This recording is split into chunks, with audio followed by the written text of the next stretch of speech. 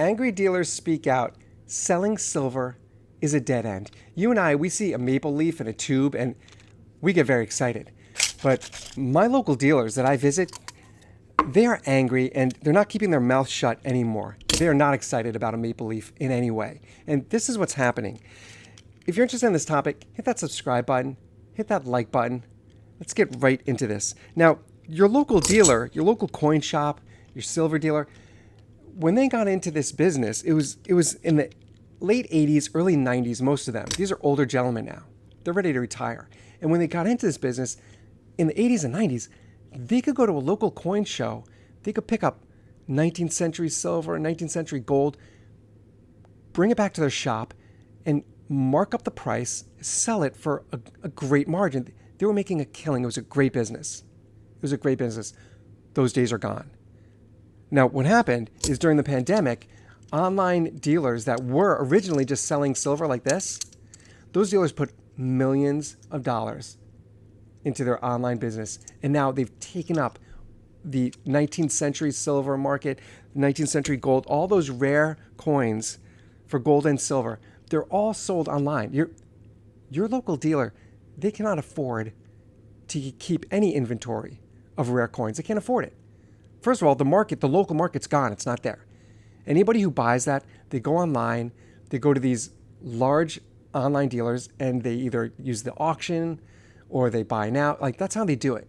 So that market is gone. And now, you and I, like, look, we see an Asahi, we get excited. Your local dealer is not excited in any way for this silver because they have to get by on these slim margins of silver.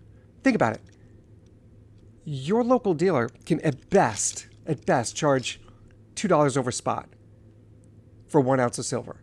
That's their margin, $2, because they have to put tax on top of that. They're just barely getting by. The other reason these dealers are so angry is that it's been about 2 months now, ever since we had that big jump up in silver price, stackers have been cashing out, and it's still happening. It's been a solid 2 months. And the frustration that dealers are having is that they see, oh, look, here's a crew grand. Again, like you and I, we get excited for a crew grand. Not your dealer, not at all. It's just they just see a tiny margin when they look at that. So these dealers are angry because the silver stacking community does not understand the real cycle of silver. And the cycle of silver that we are in right now is a correction. We're in a state of correction. We had that big jump up in price. We almost got to $35 about 7 months ago. Now, while we're hovering at this stagnant price, which is just a moment of correction, really what it's called is it's a long-term performance lag. That just comes with silver. It's a long-term performance lag. And dealers know it. They expect it. But stackers are not doing their part, meaning they're not taking this dip in price and buying on the dip, because that's how the dealer gets by. The dealer, presently, they're giving out, just thousands of dollars in cash for every person bringing in their gold, because gold is so expensive. The value is so high. So as these dealers on the local level give out all that cash for gold, they expect to make it back on silver, and they're not making it back. They're not. So it's not a surprise that a lot of these dealers are just closing up shop. They're just, they can't keep going. And sure, they absolutely are angry. And this is exactly why I diversify my investments. I want to thank Mustang Energy for sponsoring today's video. Their ticker's on the screen. It's MECPF. Check this out. Trump's declaration of a national energy emergency on Inauguration Day, it was designed to expedite approvals for energy infrastructure, expedite approvals for everything, including nuclear power. Nuclear. The executive order requires immediate review of all energy resources to identify those agency actions that impose an undue burden on domestic energy resources, with particular attention to oil, look at this, natural gas, coal, hydropower, biofuels, critical mineral, and nuclear energy. Yes, nuclear. President Trump's pick to head the U.S. Energy Department, Chris Wright, he said he sees nuclear power as part of the domestic energy strategy. Right to the north of our border, in Saskatchewan, Canada, resides one of the world's most promising uranium jurisdictions the Athabasca Basin. You've heard me talk a lot about this area. This is where all the mining takes place. Check this out. Canada is on track to become the world's largest uranium supplier. The world's. With uranium output expected to rise, listen to this, by 1/3. Experts project that Canada's national uranium production could double just by 2035, ensuring a steady fuel supply for domestic and international nuclear programs. The sponsor of today's video, Mustang Energy, is focused on just that. They're focused on Canada's Athabasca Basin. Nuclear energy is experiencing a notable resurgence. AI, data centers, electric vehicles, they're driving up electricity demand. Tech giants are increasingly turning to nuclear power.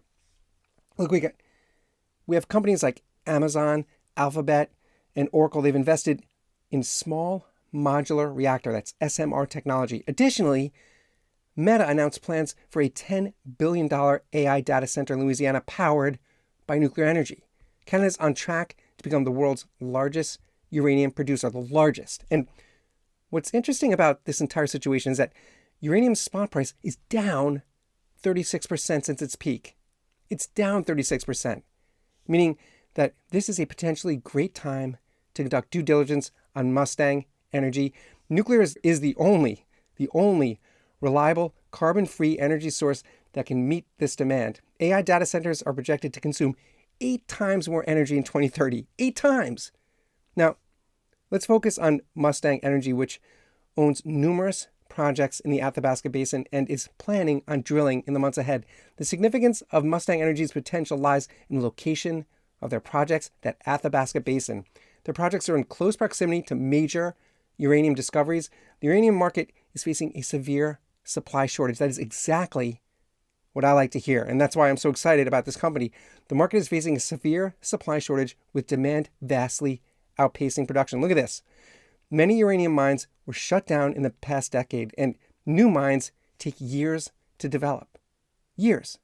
The U.S. relies heavily on foreign uranium, which is geopolitically risky, and that increases the need for domestic and allied sources like Canada. The Athabasca Basin is home to one of the world's largest and highest grade uranium mines. Mustang Energy owns multiple projects strategically located near these uranium giants. This is exactly when I like to get in on a company. When all the moving pieces are put in place, check out Mustang Energy. Their ticker's on your screen. It's MECPF. Check them out, and I'll see you on the next one.